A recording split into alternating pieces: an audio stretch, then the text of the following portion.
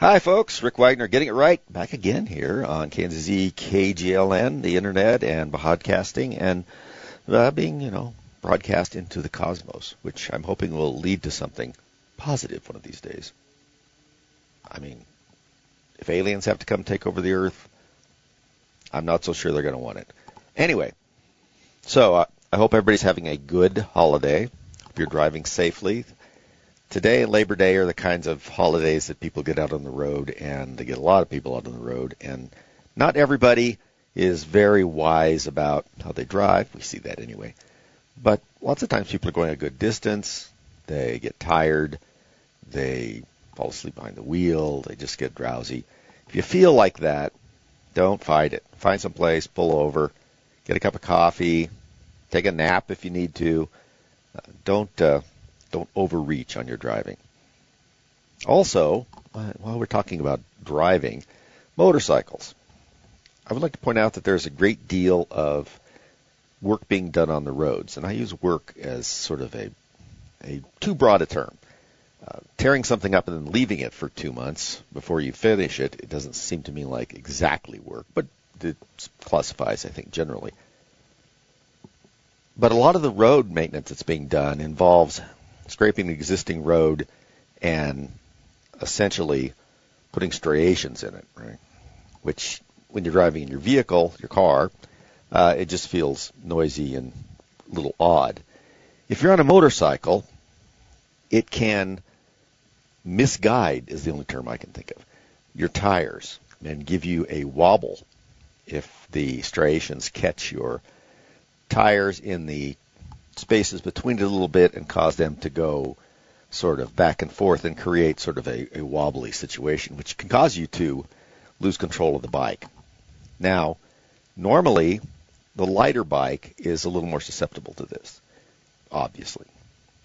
But even heavy bikes, and I've had some pretty heavy bikes, if you get the front tire, which is oftentimes substantially narrower than the rear, into something like that as you're going along, it can feel like it's pulling different directions, and you just need to slow down. I just say that because I've seen a few motorcycle accidents where people just lost control on something like that. Usually there was some other thing involved, but nevertheless, it's just something to think about. So I want everybody to have a great, safe Memorial Day out there.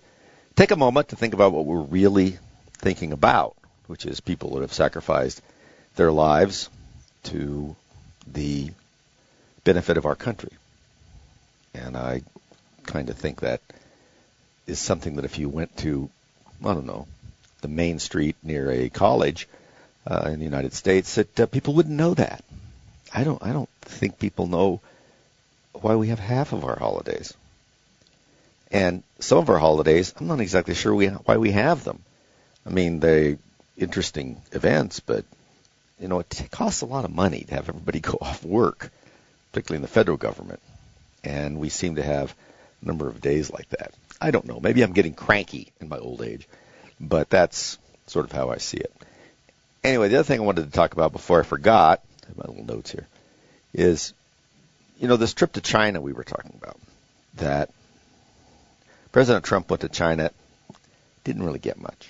Got a lot of handshaking, walking around the garden, chit-chat, what I thought was a slightly disrespectful warning about keeping our nose out of what happens in Taiwan, and then come home. Was it important? Yeah, I think it's important for our leaders to visit that, let them know that we're going to come over there, that we can engage. Now, bear in mind that as soon as Trump left, guess who showed up? Well, good old Vladimir. Yeah, Putin flew in the next day to have a little meeting with China.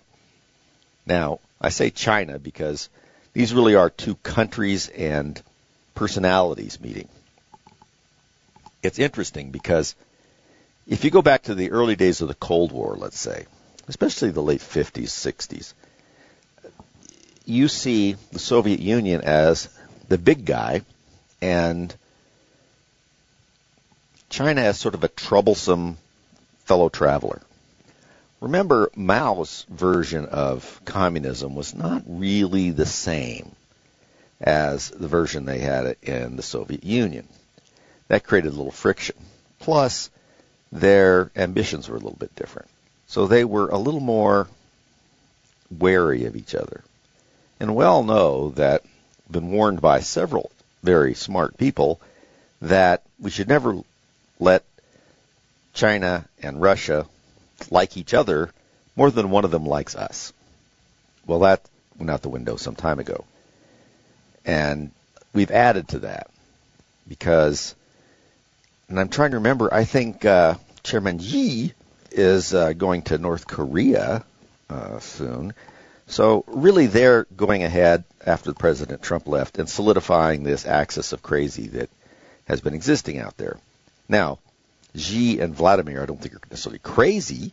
They are power hungry and authoritarian. But places like North Korea and Iran, and who knows who's next, can be valuable for them as long as they stay within the guide rails that the bigger states sort of set for them. And they can set those guardrails by the fact that they supply a lot of military support, food in the case of North Korea from China, and so forth. Now, we also agreed, supposedly, that we were not going to have China. China was decided that it wasn't going to be sending any weapons directly to Iran, and that was great, except for the fact that the Chinese have always gotten around this by just sending parts to Iran and some other countries.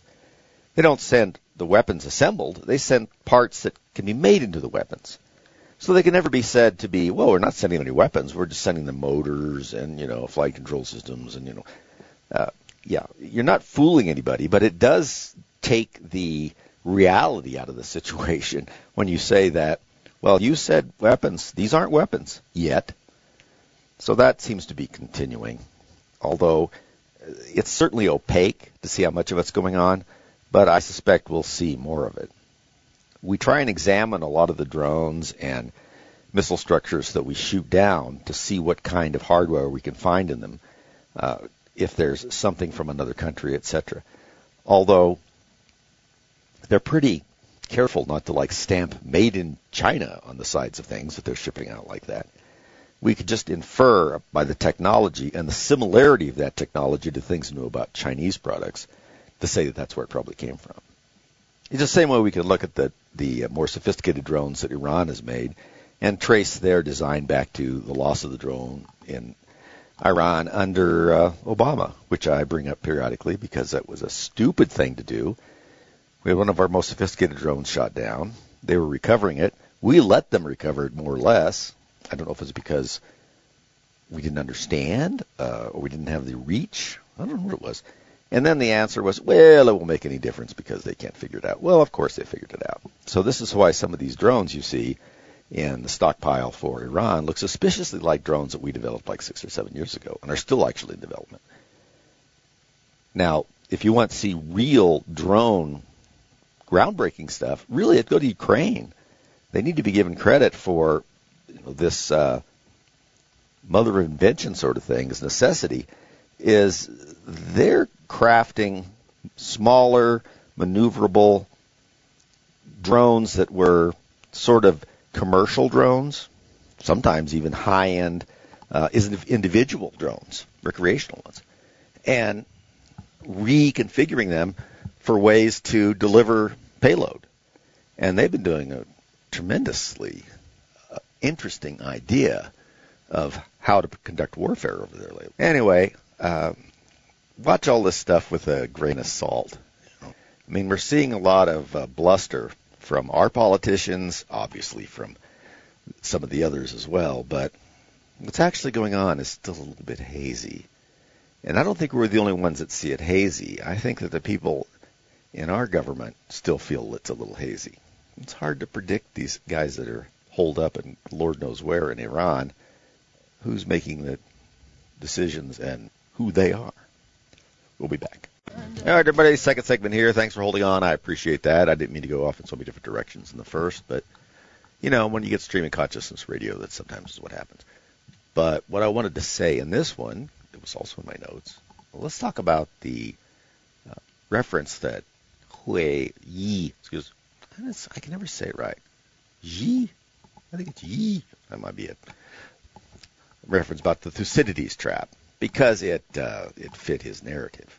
Now, first of all, somebody, speechwriter, or him maybe, pretty well educated to come up with that. It's a term, I want to say, from about 2017, maybe 14, that a professor came up with about what they interpreted as the warning from the great Greek historian Thucydides, who's probably the father of modern history. Herodotus probably is the first person we know that wrote historical accounts of where he went, what happened, things of that nature. The Persian Wars. He was a little more colorful. He put in some, mythological features that he thought were out there and so forth. But he was still pretty clear and very interesting. Thucydides is a little more, as we would think of it, scientific. And although we don't have all of what Thucydides wrote, which makes it dangerous to extrapolate too much, he talked about the inevitability that he felt of the war between Sparta and Athens. Now, Sparta, at this time we're discussing 460s in there, BC, was the dominant power in Greece, in what's called the Peloponnese, which is the peninsula, almost an island that's the end of Greece, almost in the middle of which was Sparta. They were a land power. They were renowned for their military prowess, and they were dominating, really, across Greece. Now, they didn't control everything, but they were dominant. They looked to Athens, which was really the other side of the coin for the most part. Now, remember, Sparta was supported almost entirely by helots, which is their word, not the helots' name for themselves. The helots were actually members of a tribe that the Spartans had conquered a couple of generations before. And they did all the work in terms of farming and this type of stuff, which let the Spartan males devote their time to warfare. There are a couple of reasons for that. One being that it was a time when expansionism wasn't a bad idea, and if you were going to do it, you needed to make sure that you had a good sword and a spear, really, at this time.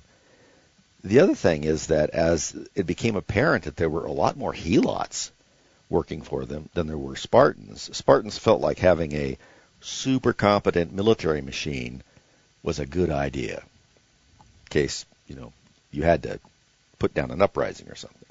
So that whole thing powered them forward. And we could talk about them for a long period of time. Interesting, and the sad thing about Sparta was that they wouldn't adapt. Also, they narrowed down what it meant to be a Spartan to the point where by the time Rome showed up, there were hardly any Spartans anymore in terms of the classic Spartan we think of, for a bunch of reasons. And so it's kind of sad the way that happened, although they were a bizarre society to some extent. Anyway, the idea was that the Spartans would look to Athens. That was a cosmopolitan city, not a hardcore, very religious, non-maritime city in the middle of the Peloponnese. That they were mainly a sea power, that while they had slaves, their whole economy wasn't based on them. And they just thought about things in a vastly different way. Individuals had a lot more personal freedom, and the democratization in Athens was something that the Spartans didn't really like very well, because they didn't see everybody as capable of making a good decision as the Athenians did. And by the way, the Athenians didn't really think that either. They still managed to run things through a system of elites and so forth. But there were a lot of things that were done by public bodies. That was completely bizarre to the Spartans. So they saw the Athenians rising in power and influence. And the idea that Thucydides had was that they saw this and they felt, well, look, if we let this go on long enough, they're going to surpass us. So what we need to do is knock them down a couple of rungs right now. And so that's the Thucydides trap. Right? He points out that their rise threatened Sparta. So Sparta chose to try and eliminate the threat before it became more potent. That's a interesting idea and has probably happened in history quite a bit. The problem is that there's also plenty of examples of it not happening that way. Victor Davis Hanson pointed this out, by the way, after that visit to China and that came up. The examples that, who's the professor that kind of proponed this idea, came up with very picked. Is it true that often you see a rising power and you realize that you need to knock them down, stop them, defang them, whatever you want to call it, because they're going to overtake you? Yeah, but it doesn't happen a lot. Usually what happens is that you don't recognize the threat until it's already too late. That's a lesson of history. And there's a lot of other reasons for conflict there that pop up that, just like in Sparta and Athens, have a lot to do with culture, attitude, belief systems, and so forth. So it's not that easy. But it's a great example for the Chinese. They see themselves as Sparta. No, they don't. They see us as Sparta. Excuse me. Jeez. Us is the old land power, that has had it going on for a while, and now the upstart China. China is nothing like Athens, and U.S. is nothing like Sparta. And the differences are there, but they're not so galling. See, the Spartans looked at the Athenians and were shocked at the freedom they had and just the sort of kind of wild lifestyle that the Spartans felt like that these people were living, and they felt like it was a threat to their own. We don't really feel that way about China. The Chinese really don't feel that way about us, really, if you look at some of their publications. So that impetus is gone. But it is a nice little reminder from Yi that, you need to be careful.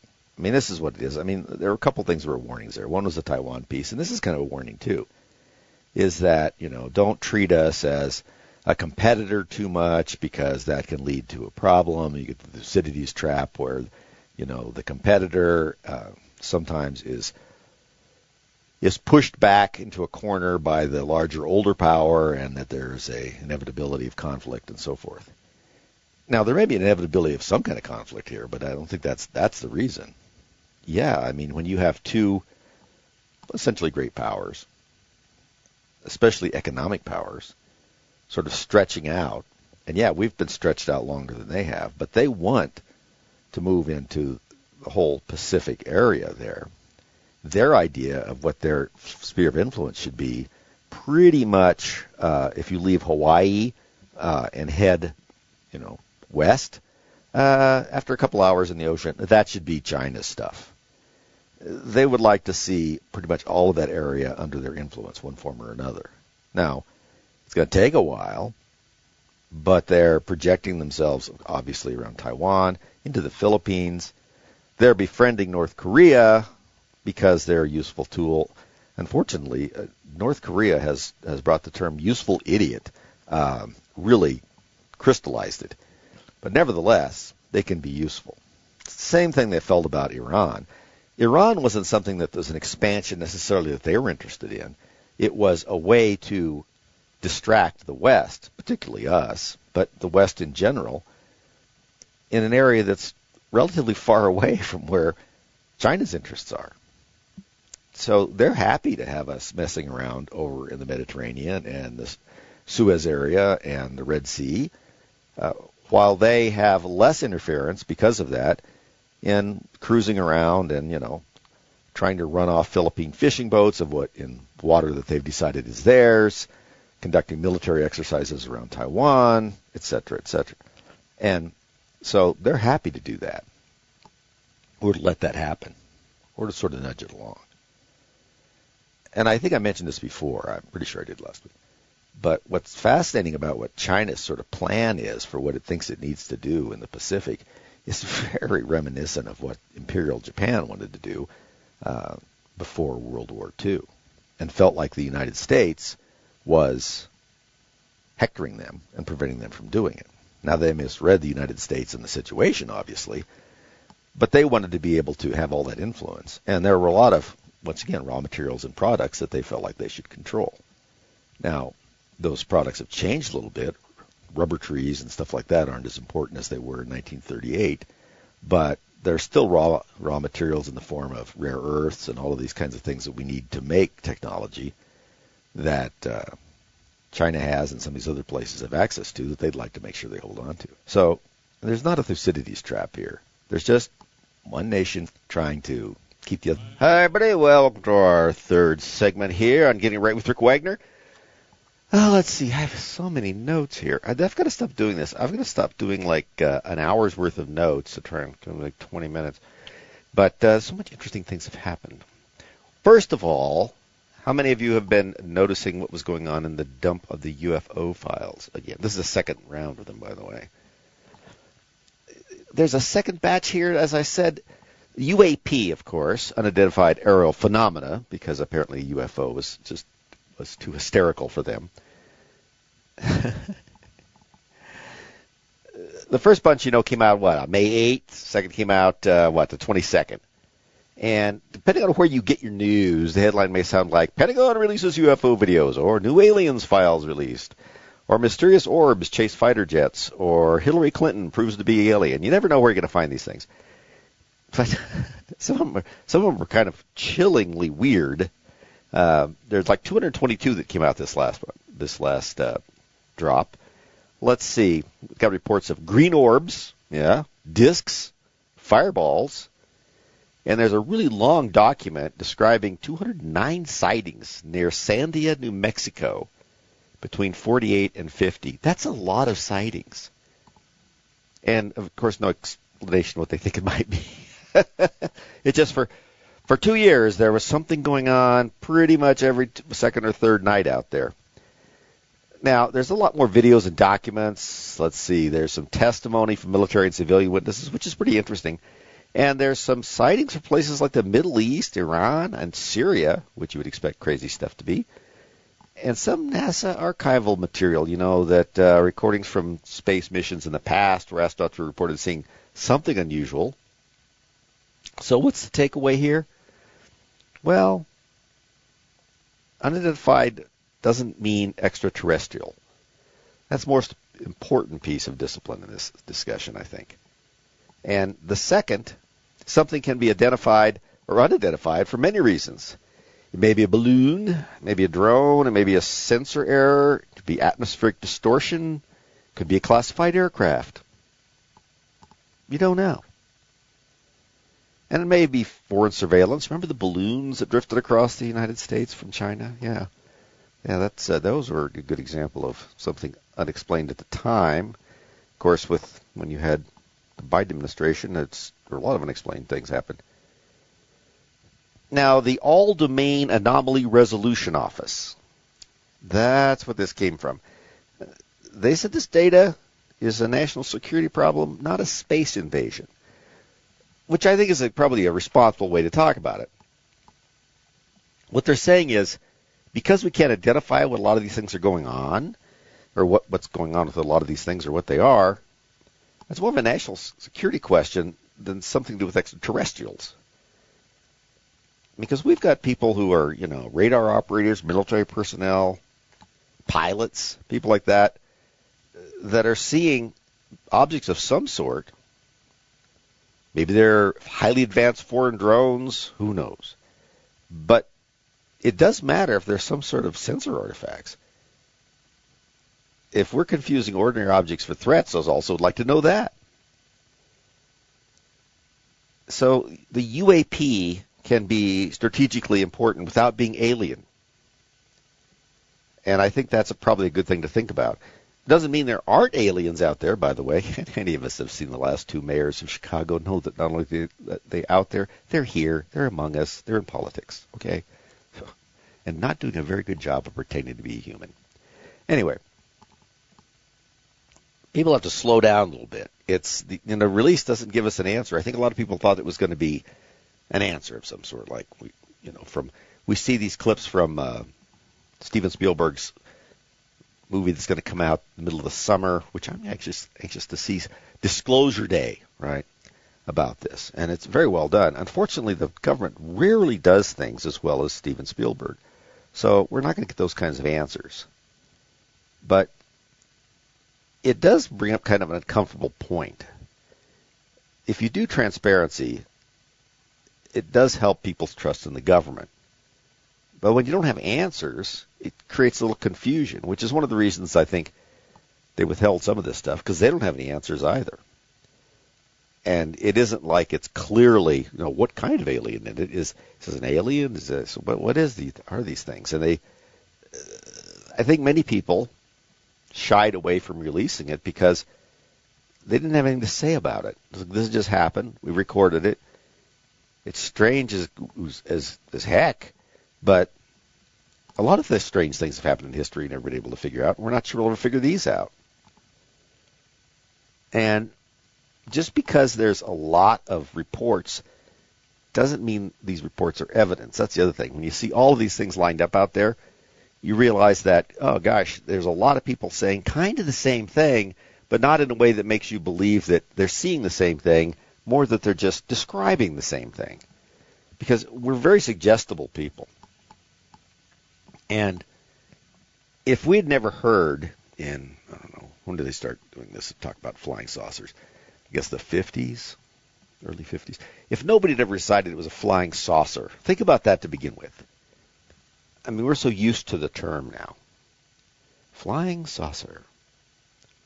Think about when somebody said that, maybe, I don't know, I'm going to think it up, 1949 or 52 or whenever it may have been. It's a strange thing to say. It meant exactly what it sounded like then, a saucer. We're talking about something that you might put a teacup on. When you think about what it is that they use to describe this flying object, that's pretty interesting too.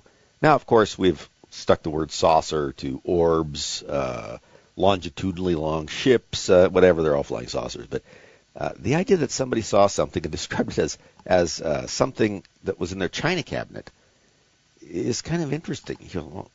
So somebody labeled that thing, and that's what it became. Somebody's the author of this flying saucer idea. It's too bad they never got any credit for it.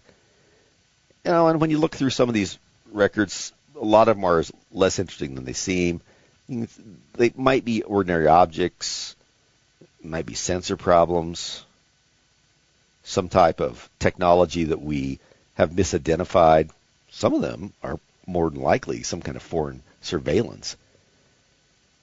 And there's a small number of them that, well, nobody can quite explain what they are. And they really do deserve some serious scientific attention because of that. I mean, what makes it interesting about this release is that it is separated out to where you can kind of get a feeling for what's what. One is like things that were odd but are probably ordinary. Some things that are probably just misidentified on a radar screen, and some are maybe something scurrilous from one of our enemies that is dressed up in a way so it's not identifiable as coming from them, but also makes it not identifiable as coming from anybody that we know about. And then I was wondering, this shift from UFO to UAP. Now, they wanted to do that because, like we said earlier, UFO carries this cultural baggage. Flying saucers, and then next thing you know, you got little green men, late-night radio conspiracy boards. Don't we miss Art Bell, Shadow people, UFOs, Sasquatch. There's nothing quite like listening to somebody who has their radio station studio in the middle of Pahrump, Nevada, at night, sitting around talking about really strange, weird things as you're driving back from, a meeting someplace in the middle of the night that you decided not to stay overnight. You tune that in, and as you're driving along the road, there's a cry of Sasquatch coming out of the radio. That could seem a lot weirder than it sounds right now. And so they were trying to get away from that. It's a little bit bureaucratic, but, they wanted to make it less embarrassing. If somebody said, I observed some sort of unidentified aerial phenomenon, instead of saying a UFO, people were more likely to go along with that and admit they saw something. But not it was a UFO. It was just something they couldn't identify. It was in the air, some kind of phenomenon, which means it may not even be a solid object, right? So if I had to summarize the whole thing, I'd probably put it this way. The latest UFO file dump does not prove aliens. It does not prove a government cover-up of extraterrestrial life or aliens. Doesn't mean it isn't one, but it doesn't prove one either. But it does show that there are enough unexplained or really badly or poorly explained incidents to justify a more serious process to look into them. Huh? It also shows that the old habit of mocking the subject is not good enough, because there are things that have been seen that we can tell from these files that you're not crazy for reporting them or imagining them, because you're not imagining them. They're out there. Rather they're not their little purple people eaters, is a secondary issue to the fact that there's some weird things that we may learn something about. They may have something to do with something that's going on in our world, naturally occurring in our world, or that there's an island someplace that's actually Atlantis that is we can't see because it's hidden behind a screen of invisibility. And this is what so that's a possibility too. So the right attitude isn't to feel like we're gullible or not gullible about things like this. And we can't just be all smug and say, see, there's no picture of aliens coming out and take me to be your leader. But there are things we got to worry about when it comes to our national security, like airspace. And are our sensors working right? And what about foreign surveillance? If they are foreign, why is somebody able to float something above us to look at our nuclear missile sites and we don't know what it is? Just because we don't know what it is doesn't mean it doesn't exist, remember? Yeah, you're not going to get a clean answer out of this, but it's a good answer to give to people. Take a look yourself. It's about all you can ever hope for, right? Okay, I got some other plans. Here's the rest of my notes. We'll move on to, the life around the planet, my friends. I always like to try and do some of this every week because it feels like some regular news stories, things that are actually happening out there, as opposed to what, who wore what revealing gown at Cannes is going on, and you might wouldn't be interested in hearing that. Or the 7th or 8th time they've reiterated the single story that they've been covering all day on one of the 24-hour news networks, just discussed by different talking heads. Just because they've decided that's important doesn't mean it's the only thing out there. So it's not really a foreign policy lecture. It's just sort of as a map of what's going on, kind of a pressure map. So I thought we'd look at Ukraine. And, that war no longer just lines on a map. It's endurance, industrial capacity, what happens when you start blowing up people's energy infrastructure, manpower losses, and then sort of something to say about national stamina when it comes to war and losing people. Ukraine has continued striking these Russian oil and military support infrastructures pretty deep inside Russia. Now, the reason they're trying to do that is because they're trying to make war more expensive for Russia. Not just because they're trying to help hold defensive positions that they have. They want the Russians to feel the war at home. That's the kind of pressure they're hoping to put on. Missiles, drones, some attrition, and maybe other people besides Vladimir Putin will feel like things aren't going like they ought to be going. Now, the other thing I don't think we want to get carried about is that Russia's not collapsing. And Ukraine isn't necessarily winning either. They're just wearing each other down. The accurate picture, I guess, would be that both sides are trying to reshape the cost of the war by their choice of weaponry. And Ukraine has been very, very advanced in their thinking in terms of drone development and some of these almost asymmetrical warfare tactics that they come up with. And that is very much in there that they should get credit for. Now, what's also interesting is the Russians have been pretty quick to pick up this technology shift on the other side and start using it themselves. And that's also a lesson that's worth watching. Traditionally, Russia has had a much higher tolerance for grinding, casualty heavy warfare than most Western countries, certainly the way we are now. You know, Ukraine doesn't have that kind of depth in population, be able to go through that kind of grinding forever. Now, nobody wants to go through it forever, but if they have to keep going through it, Russia's got the advantages. They have a lot more to keep grinding with. So Ukraine's trying to use precision attacks with these drones and so forth, trying to get outside support, trying to get us to spend money in there. And the hope is that they just continue to inflict enough oversized damage that it just becomes not worth it anymore. The problem is there's been so much committed by the Russians, the Russian hierarchy and the leadership, to this endeavor that giving it up in some way is very bad for the people that started it, Putin and all of the folks that are sort of the architects of this. And now they have to have some kind of victory. The Russian public is pretty much controlled by, the Russian government. But even then, they're sensitive to the idea that they got into a fight. It's a little hazy about why. I mean, the Russian idea is that, well, this was never part of anybody but us. This is really a breakaway province. That sounds like Taiwan to you. It does. But it's more true in Ukraine. I mean, they were part of Russia for a long time, Soviet Union until, 95, I think. And the other part is that some dangerous influences going on in there, fascism and so forth that they're trying to stomp out. Now, they can point to some examples of that, but really it's all kind of a charade. They want Ukraine back because it was a productive part of the old Soviet Union, and they lost it. They want that back. And now they're stuck with trying to blow it up and then get it back. And if they did get it back after they blow it up, that's not really what they wanted. They wanted not to defeat Ukraine. They wanted to take it over. Now they're really in the stuck piece. What are they going to do with it if they do win and it's all blown up? What, are they going to have enough money to rebuild it? No. So the production capability and things like that they were wanting, they've seriously degraded in trying to get it. So, that answer isn't who's winning today. The better question is who can keep absorbing these high costs longer than the other side can absorb them. So if you're looking at the outside of that, then that brings it back to Europe, right?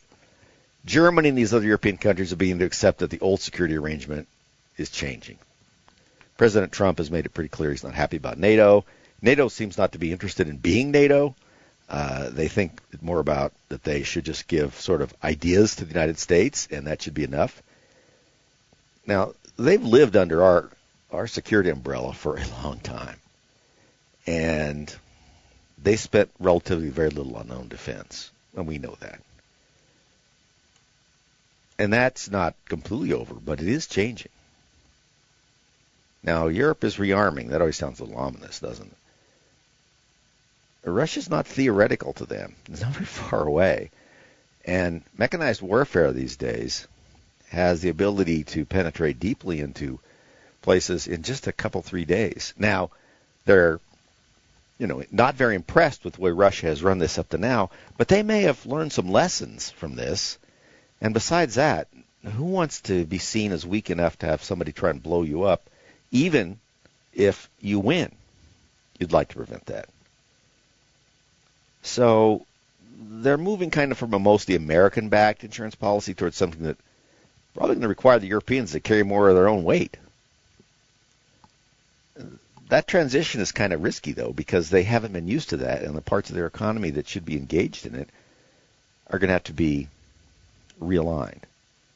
And then you have to do the really important thing, which is also true of the United States, is people have to believe that you mean it. Just having a lot of weapons and yet clearly lacking the will to use any of them at any point is not an answer to anything. Same thing in the Middle East. We bombed the heck out of Iran, and they're still resisting. Now, who they are and exactly who they are that's resisting is a little unclear, if you notice, if you look at the news programs. Is it the blown up Ayatollah that's still apparently still calling the shots from a hospital bed? Is it some of a military leader or two that are running things? Is it a group of military leaders in various places that keep sending drones and missiles out to blow things up without any real coordination? Because all those things seem kind of possible. And they also seem like they could all sort of be true. If that's the case, it's hard to settle this because we don't have a unified group of people to talk to about it. And you guys can see that just watching the news for a few minutes. We kind of treat that Middle East as a faraway problem, and it can be in terms of mileage. But the economy is still connected to energy there, as much as we would like it not to be. By the way, the Chinese have tried to solve this problem they have 37 active projects for nuclear power plants in China. And they're building coal-fired plants at a record rate. So while we're standing around, doing whatever it is we're doing, they are trying to become more and more energy independent of oil, and not through windmills. The Strait of Hormuz is something that most of us didn't even know for sure what it was or where. But it is one of the places we see now that's really important, because anywhere where there's a choke point in trade can create a whole worldwide problem anymore. Because it is a global society, as much as I don't like globalists. We have things made in different places or resources in different places, and they're going to be shipped somewhere. And they have to go through areas that are going to be less well defended or more easily taken over than others. Like I said, with China, they're trying to wean themselves off of this stuff. They're trying to learn a lesson from this, that, look, we can have a problem in China with our productive capability because of something that's going on in the Middle East that we don't have really anything to do with. Now, they've been egging Iran on, and they're perfectly happy to let it go, and they're happy with it in the sense that it keeps us busy, like I said earlier, but they'd prefer not to have it affect them. Now, they've cut back, and they have bought more Russian oil. As a matter of fact, Russia's becoming increasingly dependent upon them. The problem is the Chinese won't pay market rates for it. Russia doesn't have any place else to sell it, so the Chinese are buying it at a bargain rate. The Russians don't like it, and don't have other choices. So the world's sort of teetering around out there, my friends. You have a great Memorial Day. Have fun. Stay safe. Talk to you next week.